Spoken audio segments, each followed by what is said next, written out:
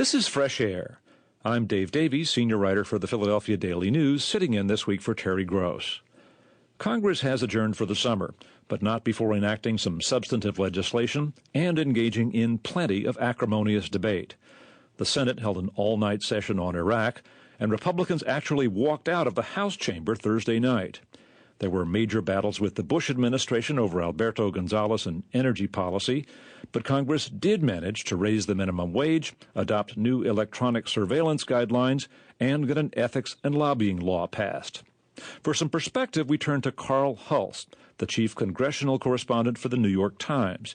He's been covering Congress for more than 20 years. He spoke to us this morning. Well, Carl Hulse, welcome to Fresh Air. Congress finally adjourned for August. And as we know, in Congress, there's always two versions of what happened, the Republican version and the Democratic version, and then the rest of us try and figure it out as we can.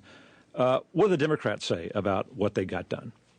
Well, the Democrats, of course, say that they had the most productive 7 months in the history of Congress, so that's their judgment. And they did accomplish a few things. Of course, the Republicans have the complete opposite view. What's their view?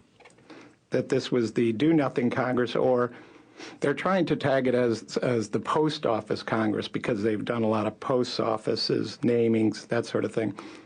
And that's a talking point for them now. Obviously, the truth is somewhere in the middle somewhere. Right.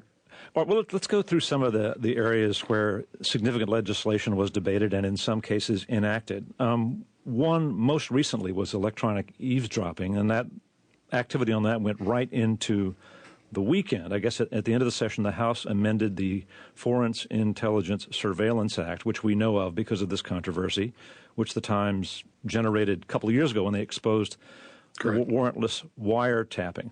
Now, President Bush wanted changes in this act. What changes did he want and why? Well, the administration was arguing that some recent, actually still classified decisions had been preventing them from eavesdropping on foreign terrorist suspects, communicating with other foreign terrorist suspects overseas, but with the communication passing through communication nodes, I guess you would say, in the U.S. And they said that they needed some revisions to accommodate that. Of course, that bill got passed. This is not one the Democrats are going to claim as part of their 6 for 06 or one of their accomplishments. They detested the bill in some respects, especially in the House. Nancy Pelosi, the Speaker, said the revisions did violence to the Constitution. They allowed it to go through late Saturday night because they were really sort of in a political bind. One member told